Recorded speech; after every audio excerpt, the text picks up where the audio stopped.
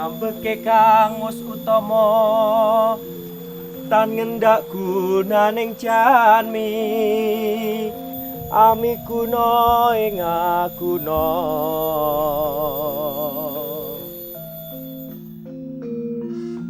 Sifat orang utama tidak merendahkan kepandaian orang lain. Kepandaiannya bermanfaat.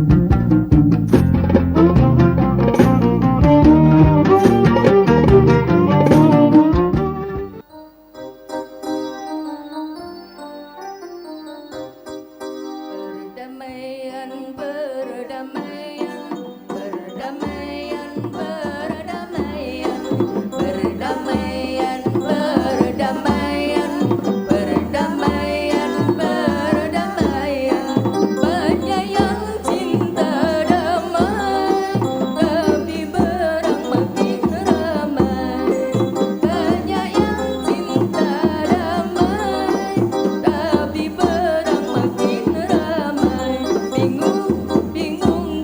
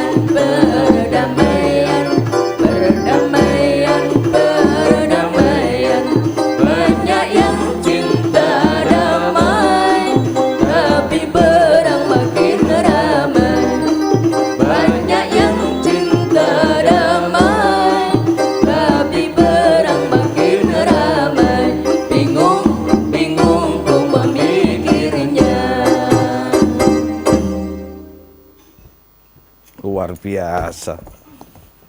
Assalamualaikum warahmatullahi wabarakatuh. A'udzubillahi minasyaitonirrajim. Bismillahirrahmanirrahim. Pemirsa, jumpa kembali di Al-Kalam. Pemirsa, luar biasa. Banyak yang kita damai, tetapi perang semakin ramai. Gedung kau tinggikan, tapi kau pula yang menghancurkan. Orang miskin kau kasih, anak yatim kau santuni, tapi peluru kau ledakkan. Bingung. Pemirsa, hari ini saya ditemani oleh dibilang ibu, masih ada yang muda ini. Saya ditemani pemirsa oleh komunitas yang luar biasa, yang selama ini paling aktif untuk mengikuti bagaimana wahyu berjalan, yaitu dari An-Nur MBA. Selamat datang di Al-Kalam. Kayaknya An-Nur semua ini ya. Yang ini An-Nur apa ini? An-Nur BPD 3. Yang cinta damai? Loh, kayaknya nama orang deh Wiranti ini. Ada deh orangnya di sini, oke? Bu Wiranti. Nanti pemirsa akan tahu siapa Wiranti yang sebenarnya. Pemirsa, damai. Damai bisa diartikan sebagai kedamaian paling kecil di keluarga. Damai bisa diartikan sebagai damai sebuah lingkungan. Damai dalam satu kesatuan negara, kesatuan Republik Indonesia. Dan damai dalam skala dunia. Tetapi barusan dikumandangkan sebuah lagu yang membingungkan. Ternyata banyak orang cinta damai, tetapi perang semakin ramai. Rumah sakit ditinggikan, gedung didirikan, tapi dihancurkan. Bahkan anak yatim dan fakir miskin dikasihi, disantuni, tapi diledakkan. Puluhan juta, ratusan juta, miliaran. Harusnya dana untuk kepentingan kemasyarakatan, tapi untuk memproduksi peluru. Kapan berhentinya peperangan? Pemirsa, mari kita lihat di ayatnya. Betulkah Allah menyukai peperangan? Buka Mas Abu, sahabat saya dari Jogja, Mas Wiro, sahabat saya dari Madiun, dan nanti ada beberapa kota yang semuanya simpatik dengan TVRI Jawa Tengah. Dengan berbagai pelayanan dan kekeluargaan, semua dari kota lain tertarik di Semarang. Tepuk tangan buat Semarang dulu dong. Mas Abu dibuka, apakah betul Allah menyukai peperangan? Surat 5 ayat 64. Pemirsa di rumah, mau dicatat, wa kullu shoghirin wa kabir mustator. Dan segala urusan yang kecil maupun yang besar adalah tertulis. Yang nulis saja lupa, apalagi kita tulis. Betul tidak Allah menyukai peperangan? Surat 5 ayat 64. Monggo dibaca. A'udzubillahi minasyaitonirrajim. Ya. Orang-orang Yahudi berkata, tangan Allah terbelenggu. Terus? Sebenarnya tangan merekalah yang dibelenggu. Terus? Dan merekalah yang dilaknat disebabkan apa yang telah mereka katakan itu. Ya. Tidak demikian, tetapi kedua-dua tangan Allah terbuka. Dia menafkahkan sebagaimana Dia kehendaki. Dan Al-Quran yang diturunkan kepadamu dari Tuhanmu sungguh-sungguh akan menambah kedurhakaan dan kekafiran bagi kebanyakan di antara mereka. Lanjut. Dan kami telah timbulkan permusuhan dan kebencian di antara mereka sampai hari kiamat. Terus? Setiap mereka menyalakan api peperangan. Dengar, tahan dulu. Ulang lagi Setiap mereka menyalakan api peperangan. Terus? Allah memadamkannya. Tahan. Ulang lagi. Setiap mereka menyalakan api peperangan. Allah memadamkannya. Tahan. Allah suka perang, apa suka memadamkan perang? Berarti Allah suka damai, apa suka peperangan? Berarti kalau ada orang siapapun komunitasnya mengatakan atas nama Allah, tetapi mengajak perang, nggak cocok sama ayatnya. Betul nggak? Siapapun komunitasnya, ya, mengatasnamakan Allah, tetapi nalurinya berperang, nggak cocok sama ayatnya. Karena Allah memadamkan peperangan. Allah memadamkan api peperangan. Jadi Allah suka perang apa suka damai? Oke. Asmaul Husna. Ada yang hafal Asmaul Husna? Yuk, ya Allah, ya Rahman, ya Rahim, ya Malik, ya Kudus, ya Salam. Apa ya Salam? Selamat, sejahtera, damai. Jadi Allah punya sifat damai. Assalam. Ya, damai, sejahtera. Maka kemudian mindset damai ini oleh Rasulullah dijadikan sebuah kebiasaan buat kita agar supaya senantiasa ingat dengan perdamaian. Maka setiap bertemu siapapun disuruh ngucap apa? Suruh perang apa salam? Gimana ucapannya? Jelas? Di situ ada kepala pondok, pimpinan pondok, Mas Burhan atau Mas Wiro. Assalamualaikum apa artinya? Assalamualaikum adalah kesejahteraan, perdamaian untuk kamu semuanya. Tuh. Atas kamu semuanya. Tuh. Warahmatullah, rahmat untuk kamu semuanya. Wabarakatuh, dan keberkatan, berkah untuk kamu semuanya. Jadi ucapan salam ngajak perang apa ngajak damai? Ngajak damai. Pemirsa yang di rumah, Islam mengajarkan perdamaian. Islam sejak anak-anak keluar dari rumah diajarkan untuk mengucapkan salam. Maka Islam, saya nggak sependapat kalau dibilang teroris. Tetapi bahwa dia mengatasnamakan Islam, silakan. Tetapi Islam sebenarnya tidak ada teroris. Karena Islam mengajak manusia damai. Maka setiap hari anak kecil, orang dewasa, anak muda, semuanya bertemu. Assalamualaikum. Mari kita sama-sama untuk mengucap agar semua teman-teman, siapapun yang dilihat, sejahtera, damai, dan mendapat berkah dari Allah. Luhur enggak Bu Islam ini? Luhur. Tetapi biasa ada orang mencatut nama Islam untuk kemudian diajak bernaluri perang. Sedangkan Allah mempunyai sifat as-salam, yaitu perdamaian. Berarti kira-kira perintah Allah untuk kita disuruh perang pasti sudah damai nih. Yakin? Kita buka ayatnya ya. Bagi yang sekarang masih belum damai dengan suaminya, ya, ini ada ayatnya. Pulang dari TVRI Jawa Tengah, cepat damai. Bagi yang ada masalah dengan temannya sekerja, cepat damai. Karena ini perintah Allah loh. Bagi yang ada masalah dengan atasannya, segera damai. Karena ini perintah Allah. Surat 4 ayat 114. A'udzubillahi minasyaitonirrajim. Tidak ada kebaikan pada kebanyakan bisikan-bisikan mereka, kecuali bisikan-bisikan dari orang yang menyuruh manusia memberi sedekah, Terus? atau berbuat ma'ruf, Terus? atau mengadakan perdamaian di antara manusia. Ulang lagi. Salah nggak nih ayat ini? Coba ulang lagi. Tidak dengerin. ada kedamaian, tidak ada kebaikan. Ulang lagi dari awal. Tidak ada kebaikan Tidak ada kebaikan pada kebanyakan bisikan-bisikan mereka. Tahan. Tidak ada kebaikan pemirsa kepada bisikan siapa saja. Bisikan tetangga loh juga harus baik. Ya. Lanjut dari awal lagi, dengerin.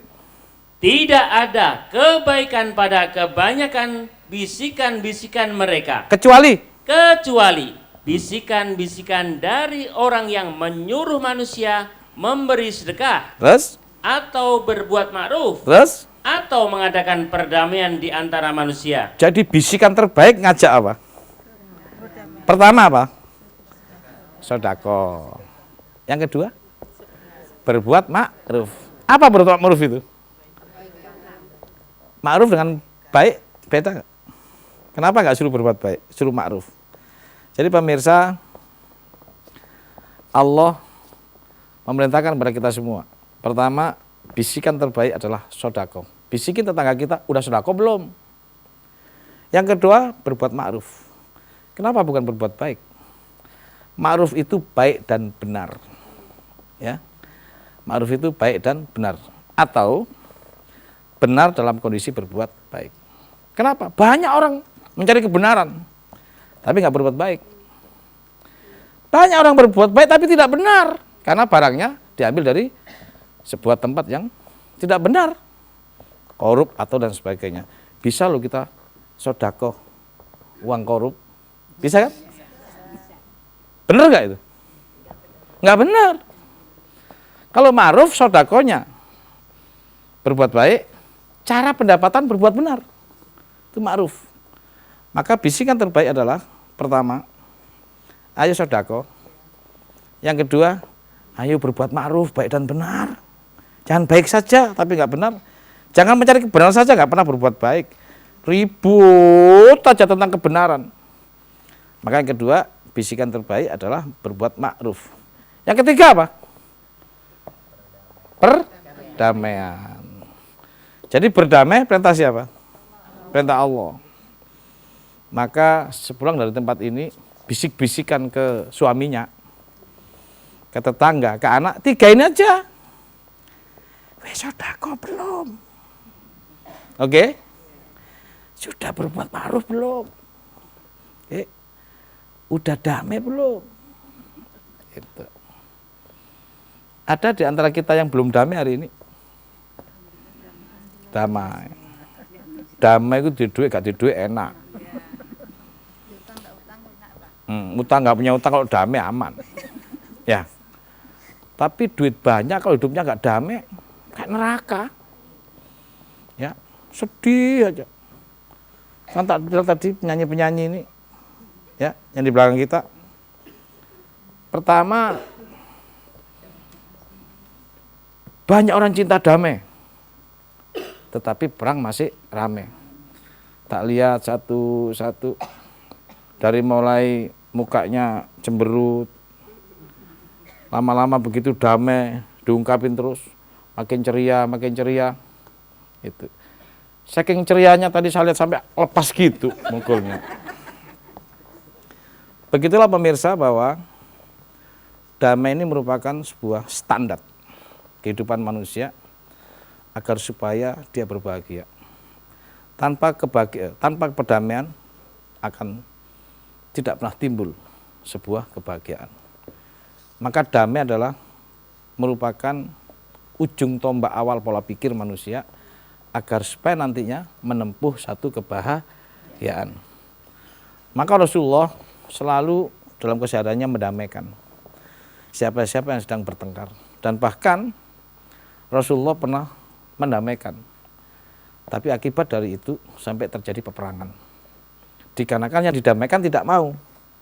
Surat 49 ayat 9. Didamain nggak mau. Enggak. A'udzubillahi minasyaitonirrajim. Dan jika ada dua golongan dari orang-orang mukmin berperang. Jika ada dua golongan orang-orang mukmin berperang. Ini ada golongan nih. Terus?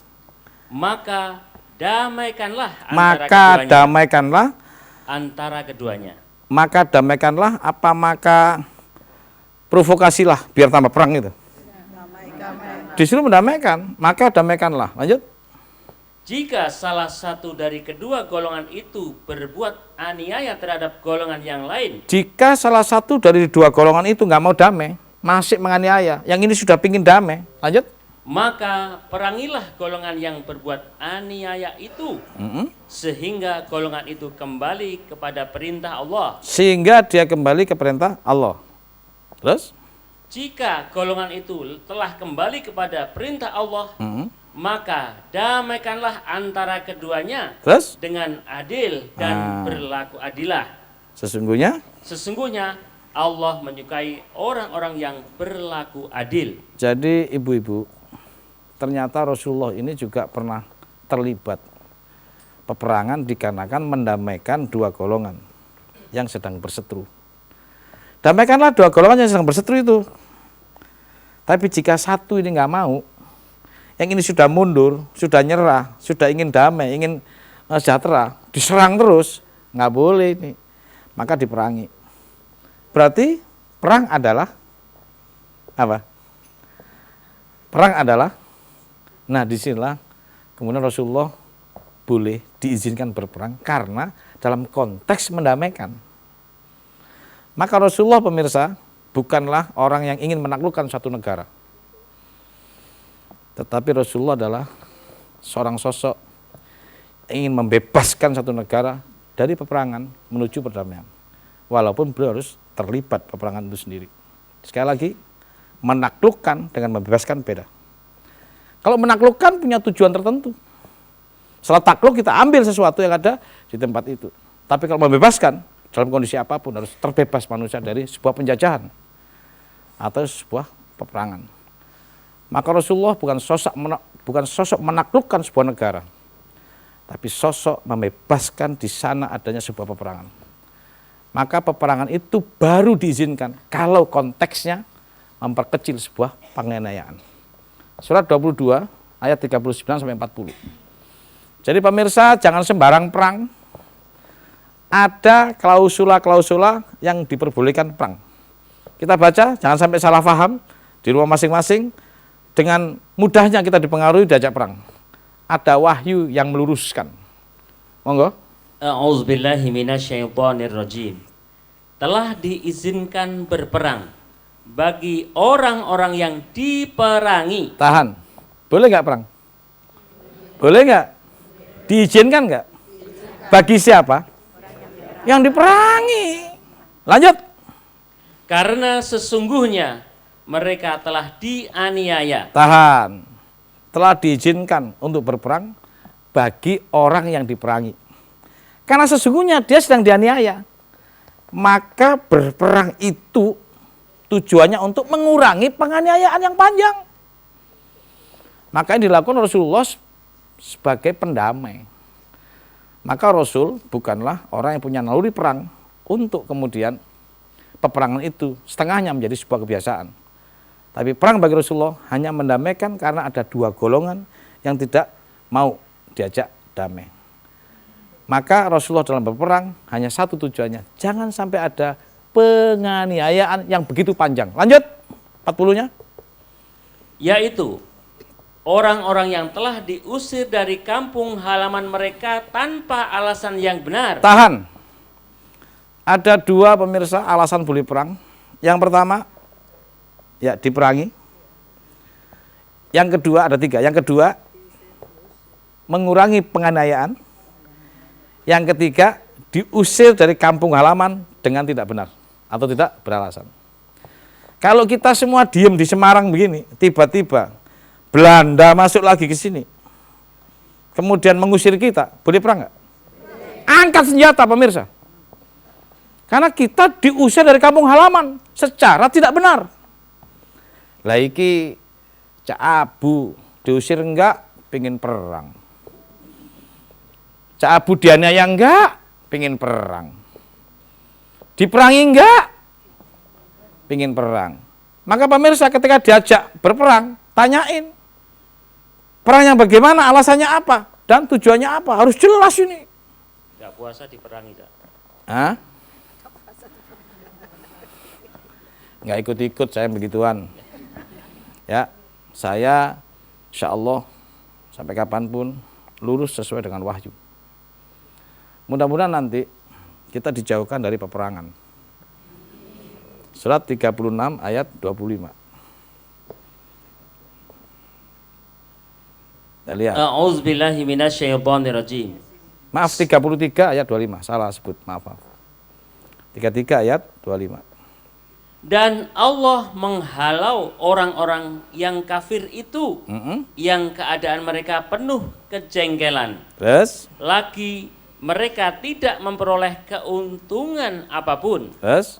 Dan Allah menghindarkan orang-orang mukmin dari peperangan. Tahan. Allah menghindarkan orang-orang mukmin dari semoga Indonesia, Negara Kesatuan Republik Indonesia, semoga Semarang, ibu kota Jawa Tengah, oleh Allah dihindarkan dari peperangan. Biarkanlah mereka berperang di tempat lain, tapi kita berusaha untuk tidak ada peperangan di Indonesia. Banyak orang cinta damai, tapi peperangan semakin ramai di sono. Di Indonesia banyak orang cinta damai dan selalu mengasihi fakir miskin dan anak yatim. Di sini kita bangun rumah sakit dengan sebanyak-banyaknya. Kita bangun gedung-gedung untuk kepentingan membuka lapangan kerja, bukan untuk kita hancurkan. Biarkan tempat lain, itu jatah iblis, itu jatah orang-orang yang ingkar kepada Tuhannya. Indonesia adalah negara yang sejak dahulu sudah ada sebuah budaya yang luar biasa, yaitu budaya gotong royong dan budaya saling asah asuh, saling mengasihi. Mudah-mudahan perdamaian di Indonesia tetap berjalan dengan baik, yang pada waktunya dunia akan berkiblat kepada Indonesia, karena orang Indonesia mengerti wahyu, bahwa di wahyunya Allah tidak suka perang, dan Allah selalu memadamkan api peperangan. Yang kedua, Allah merintahkan agar supaya kita berbisik-bisik, dan bisikan terbaik adalah pertama, sedekah. Yang kedua, berbuat ma'ruf, baik dan benar. Yang ketiga, perdamaian. Damai dalam skala apa yang pertama? Keluarga. Yuk damai dengan anak, damai dengan suami. Ibu dengan suaminya selalu damai gak? Amin. Bunda damai dengan suami, sama anak damai, sama mertua banyak loh ini, sama tetangga, antar majelis taklim bener nih, nanti olo-oloan tuh jilbabnya nggak beres. Hah?